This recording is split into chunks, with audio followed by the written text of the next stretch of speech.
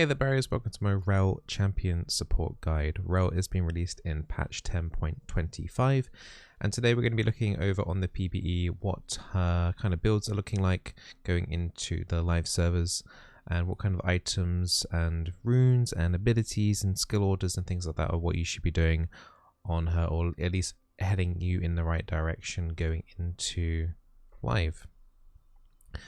So as you can probably tell, we're going to be looking at the runes first and going through them and what I think is going to be at least a very good baseline rune set for her. Whether or not this is optimal is still up for debate, but I think these runes are going to be some of the best options for Rell.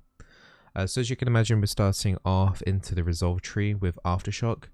Rell has some really nice magic and armor scalings and they work quite well together. Familiar, similar to Leona W, if you're familiar with that. As you get more resistances, the more resistances you basically essentially have on yourself.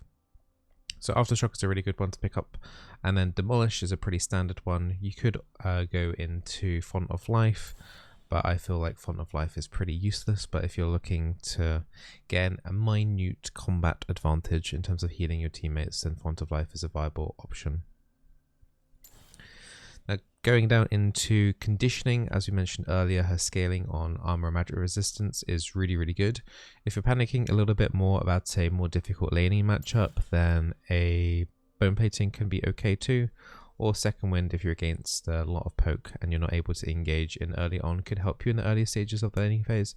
But I would still recommend conditioning, as Rell really starts to shine once you start hitting 6 and getting involved into those mid game and late game fights, when you're able to utilize more of your AoE abilities, which we'll go into more once we jump into the practice tool.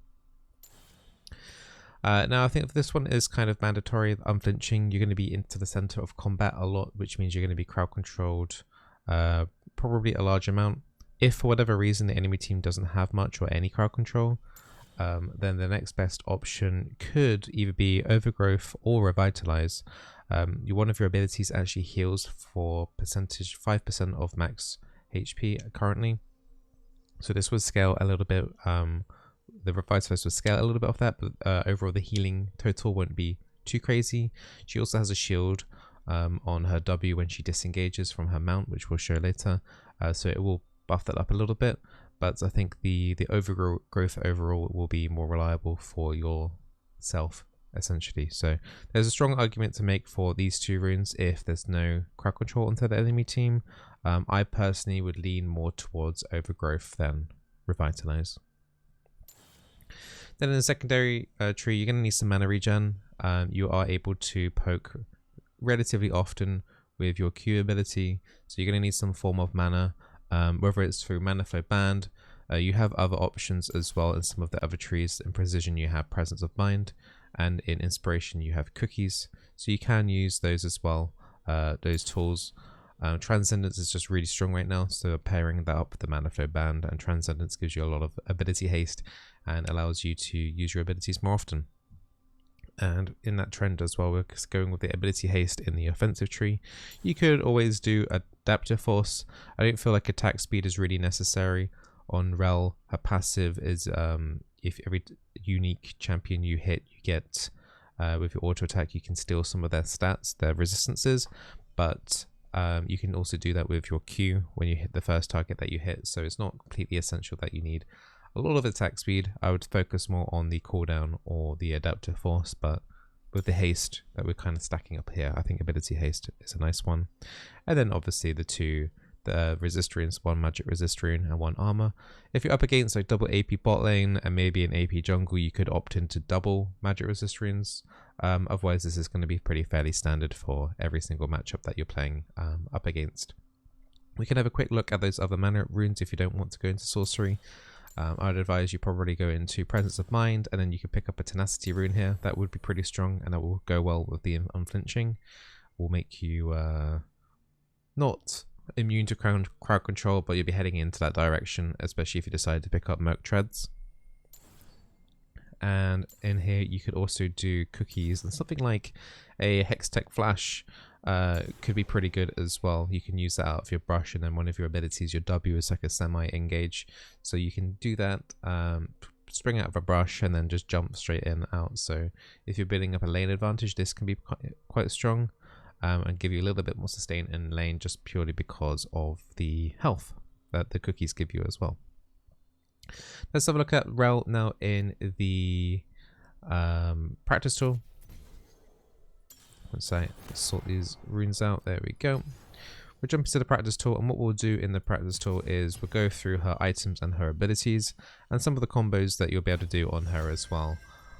You got a lot of interesting things here. She's definitely one of the more unique tanks in the game. She has a very slight similar playstyle to Leona, but there's more things going on. Overall, I would regard her as a more advanced champion, as I mentioned, there's a lot more going on in terms of combos and buttons overall.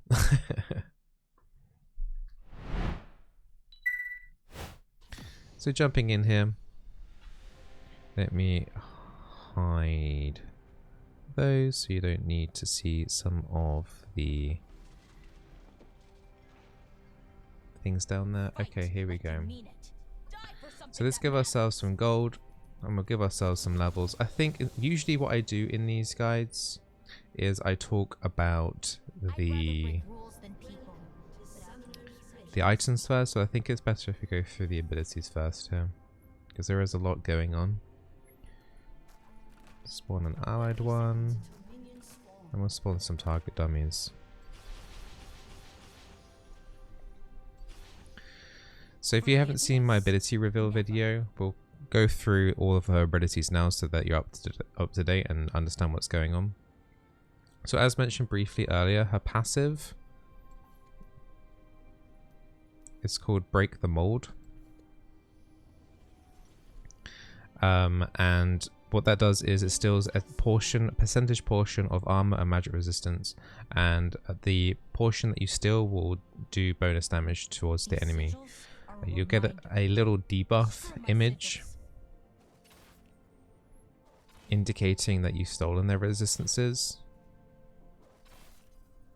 On these 0 armor and 0 magic resistance dummies, we're currently taking 7 from them. So they're actually going into negative. It's actually really rare to get negative on the stats. I don't see how if that will be possible on champions, but it's always got a flat amount that it's always going to take. So if you hold shift over on the passive, it says it always will steal at least 7, and then it does scale between 5 and 12. So that minimum amount will always scale throughout the game. So that's nice that you'll always get something like the minimum amount no matter what, because 10% of someone like an AD carry, when they say maybe only have about 50 magic resistance, you would only be taking 5. But this passive scaling makes it sure that you're going to be taking more than 10%. So the 10% armor and magic resist is misleading, because especially against squishier targets, you're going to be taking more than 10% off them. So that's the debuff icon there on the passive. Now your Q ability is a lance attack. It's called Shattering Strike. Now this will also apply the debuff to the first target hit, as you can see there with that icon. But if you hit multiple targets, it will still only affect the first target, but not the secondary target. One other thing to note as well is that the damage is halved past that unit as well, so your main focus is going to be on that first unit that you hit, to kill them quicker, basically. So make sure you're trying to queue the priority target. Now we're going to go revisit the Q because it has more interactions. We're going to jump straight into the E here. We're going to go back to the W, so we're going to go from Q to E. Now your E is similar to Taric Bastion, the W, if you're familiar with that. So you choose an allied target and you give them a buff. Now as you can see, there's a ring around the allied dummy, which would be in this case an allied champion, and yourself, and you see this laser that's following. Now this laser has a ridiculously long distance. This is the max range. It's pretty bonkers. Don't let anyone in. And what you can do with this is when you press the ability, you can stun targets around the dummy, around yourself, and in this line. So we'll showcase it here with the dummy. So that one just stunned. And let's give us some more cooldown reduction. And then showcase that this laser also causes the stun as well. You can stun multiple targets. So it's a pretty crazy like WE Tarek stun in combination, and it's instant as well. So you can choose when to pop that off as well. There's no cast in that as well. It's extremely strong. The cooldown is pretty long, but if you do put points in it, it does go down to a much shorter cooldown. We currently have 12% cooldown reduction with the runes that we're running right now, and we are maxing out would be just under 10 seconds, but you'll be picking up more items than that, so you can get that probably down to around about 8 seconds if you decide to max that earlier on. Now the other interaction with the E here is that when you Q someone,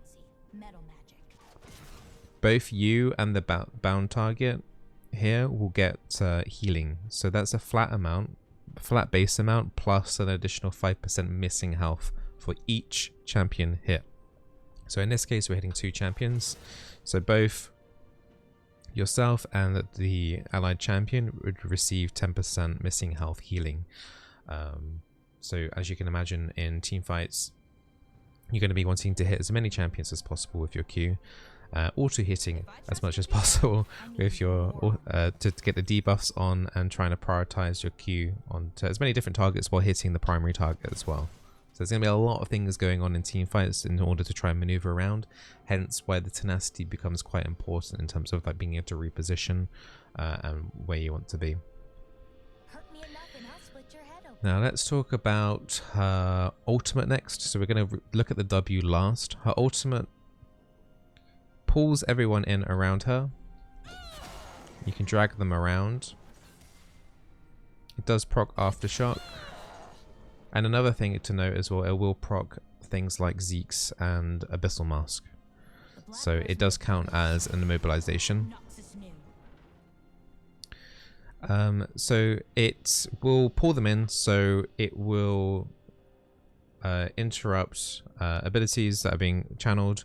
As the initial thing here is the immobilization, and then they just get dragged around with you.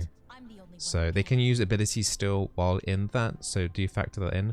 But there's a really cool combo that with the W that we're going to talk about now that you can do. So her W is when she's mounted up like this, she basically kind of dashes forward, and it's like a mini Pantheon ulti if you're familiar with that. So Wing in. You do a mini glide through. During this as well, you're knocking them up for 1 second. Honestly, it doesn't feel like 1 second, but apparently this is a 1 second knockup. Seems a little bit shorter than that, but we'll let it pass. Now you can combo that with your other abilities. You're not able to flash while doing this, so you can't do like a W dash and then flash to make it go further. But what you can do is you can actually do your E and your ulti cast while doing this. So what you can do, what a basic combo would be, is you're Wing in, as you're going in you're ulting, and then you're setting up for a decent stun. If you're not level 6 or your ultimate's on cooldown, what you can do is, as you're flying in, you can stun as the animation's going through, and then you can then do what you need to do with your Q ability and auto hit and stab, stab, stab until they're dead. So some really cool interactions there with your ultimate and your stun. When you're in this armored form, when you decide to remount up, which has got a 10-second cooldown, roughly 10-second cooldown with 1 point, you'll be able to W, remount, and then you can then fling someone over your head, which will cause a little temporary stun. It's like a very mini singed flip. Nothing too crazy exactly about it, but it's just a nice little extra thing in team fights that you should be doing in order to activate things like a Zeke's or an Abyssal Mask for the immobilization debuff to increase your damage on the targets just a little bit more. So those are all of the abilities on Rell. I'll just show off that combo one last time with her leaping in using her ultimate and her E. It can be really powerful in team fights. My instructors did it. That's just a standard combo there, just rounding people up.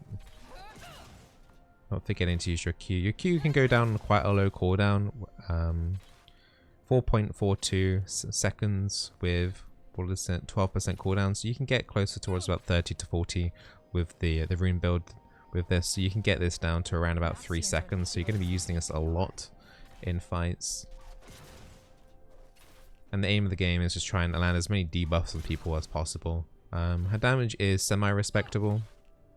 I'm going to talk about a couple of other item options to potentially increase your damage output in team fights. So let's have a look. Tank builds as support in Season 11 are fairly similar across the board. But you have two main options here in terms of the support items. She has decent AP scaling, 25% on her Q and 30% on the heal portion of her Q. You've got 40% ratio on the W landing. On her E, you've got another 30% AP ratio and a 70% AP ratio on her ultimate. So overall, I'd highly recommend the Relic Shield, as it will give you AP, which will increase the damage of your abilities. Although you will be doing a lot of auto attacks still to try and ramp up the passes on different people, the Relic Shield is overall going to be way more important. So take the Relic Shield. And then in terms of mythics, I wouldn't really advise Shrillias. I'm not really a fan of this item. I think Locket of the Iron Solari is a very strong option, particularly if you're looking like you're the only tank on the team. If you want to go into more of a DPS greedy type build, then a Turbo Chem Tank is fine to do if that's what you wish to do. It would also give you more tenacity and slow resistance to be able to maneuver around a little bit more in fights, and it will help you initiate easier in fights, especially if the enemy team has a lot of disengage. But bear in mind, when you're charging in, you're kind of like almost by yourself a little bit, so you're kind of using your engage and then the stun to make sure that your team can catch up in time. So make sure you don't engage too early so that your team won't be able to follow up with you. Another option is a Sunfire Aegis. It's fine. It's a fine item to take. As you're just standing near people, you'll be doing more damage, and you're going to be getting the ability haste as well from the mythic passive. So as we were talking about the cooldowns earlier, ability haste is pretty nice on Rell, and honestly a lot of the tanks that enable you to do even more crowd control over time. So the more budget, like solo tank, if you're the only tank on the build, I'd recommend Lockets. If you want to be more of a DPS impact in fights, then Sunfire Aegis or Turbo Chem Tank are very good options, depending if you need the initiation more or if you want a little bit more of the raw damage coming out from the Sunfire Aegis. Extra items after that in terms of legendaries, you're looking more towards Spirit Visage can be pretty nice against a lot of magic damage users, just because it will increase the healing onto yourself and your shields that you're giving to yourself as well from your W. We didn't talk about that actually on the W. On the actual leap, you do get a little shield when you disengage, so that would increase your survivability a little bit when initiating in those fights, but I would only personally pick that up against a lot of magic damage users, and it wouldn't necessarily be a first item. It would be like a utility item after that.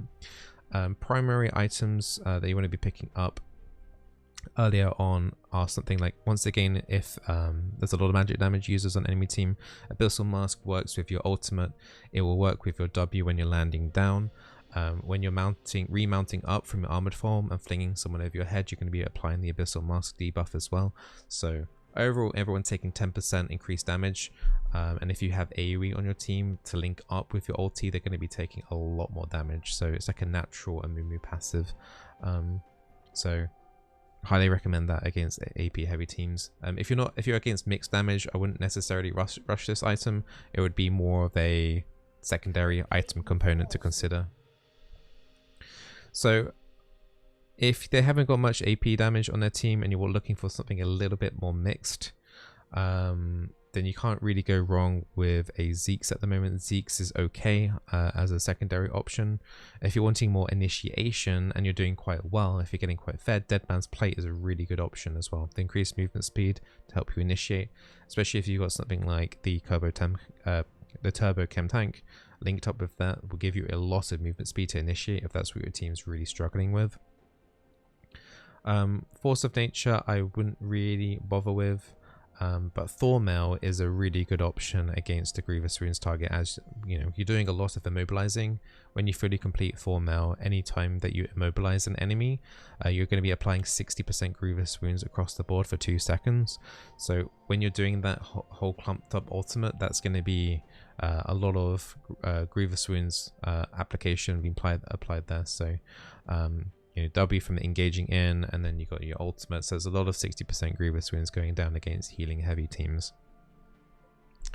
Other things here as well is the Gargle Stoneplate can be a pretty good, like a little bit later down onto the tree of items as you're progressing through the game. It is a pretty expensive purchase, so it's usually an item that you'd pick up if you're doing pretty well in the game and getting quite far ahead. But the active gives you a massive shield. I mean, we're only level 7 now with no other items, but the shield is 130 with no items whatsoever, and that does scale incredibly. So if we pick up let's pick up that Thormail that we're talking about earlier, the shield gets pretty fat pretty quickly. So you don't want to rush it as your first item, but if you have 1 or 2 items and the game's going on for like 35 minutes, Gargoyle Stoneplate is a really nice option, just purely because the Aegis along the way, along that track, has a lot of nice stats. 30 armor, 30 magic resistance, and 10 ability haste. It's just generally like a really nice solid tank item towards what you're getting towards anyway. Other items, I mean, like if you're against an auto-attacking heavy team, Frozen Heart, you're going to be in the middle of the pack hopefully. So Frozen Heart, or if crit marksman becomes stronger, then you have Randuin's Omen as a solid option as well. You shouldn't have any problem activating that if you rounded up a group of people with your ultimate. So, you know, we've got a lot of options here in terms of, you know, what to take. I wouldn't really recommend a Knight's Vow personally. I don't regard this item as particularly strong, and you're not going to have any resistances on it to help scale with your W, I believe it is. Sorry, your E. So yeah, ideally you want to like try and link up with items that have resistances and health, not just pure HP or pure trying to find that balance in between the two of having enough resistances and enough health to also increase your percent effective HP to make you essentially more tankier. So yeah, I hope you guys found this guide pretty useful in terms of when you're picking up Rell to, you know, in your solo queue games if you decide to wing it the first time. But she's a pretty fun champion to play. Her combos won't honestly take too much practice. Honestly, I would just advise you just to go into a practice tool and test out this little combo where you just diving in, you can pop your ulti and then set up for a really nice stun. In terms of ability order, which we probably should go through, her Q max I think is mandatory. You're going to be wanting spamming this ability as much as possible to increase your, not only your sustain, but also your whoever you've got targeted, because if you have no allies around you, you're not going to be able to get that healing. You need to make sure that the E is on somebody. Luckily this is on a 3-second cooldown, so you can reapply it fairly quickly, unlike Tarek's W. His Bastion has a much longer cooldown, so you can reapply it to different teammates quite quickly in a fight, and also help reposition kind of where your stun could potentially be. So it is important that you keep yourself and the person that you've got targeted alive in order to get your own healing through. Other than that, one thing I should probably add on the Q as well, all these little things coming back in. So on her Q, she can actually break shields as well. I have no example for you to show that, but say for example Lulu pops her E on somebody, just one Q lance pop will actually break that completely. And also when you're up against AD carries that have things like shield bow, the immortal shield bow, once that procs, you can kind of like almost wait for it to proc off after the fight's gone on a little bit and then just bop it off. ultra late game, that's a 700 health shield that you can just bop off with your Q. So a lot of effective damage there as well. So really strong tool, not just in terms of healing and damage and poke, but also breaking shields is really strong, especially against some of those enchanter picks like Janna and Lulu more in particular. But there are some other champions that have bigger fat shields, like, you know, Mordekaiser and Set. But the ability skill order is going to be Q max, and then you're looking. It kind of depends on how often you're looking to engage. Overall, I believe that E max is going to be a second, is going to be the best option, as the cooldown can get into quite nutty low ranges and the damage is pretty respectable on that. As of 10.25, you know, not with much cooldown reduction, we're only got 22%, and that will go down to like a 8.5 second cooldown the stun, so you're going to be able to get it off probably at twice in a team fight, which is pretty strong. And the damage, as I said, mentioned, is respectable. And the W, I'd probably end up maxing last, but you could make a solid argument for, you know, if you're engaging more often and maybe the more of the front line of your team in terms of initiation, you could make the argument to level W second, particularly if you've got a lot of burst damage on your team, because you're then not likely to get more than one proc off your stun in a team fight. So this initiation could be more valuable for your team, as you'll be stronger on the initial like collapsing engage onto the enemy team. So hopefully this guide helps you out. If you do find that this guide helps you out, then, you know, consider subscribing. We'll be making more season 11 guides for all the other support champions that we had covered for season 10. I hope the games work out for you when she does go onto the live servers, and don't forget to stay Barry awesome. Take care, guys.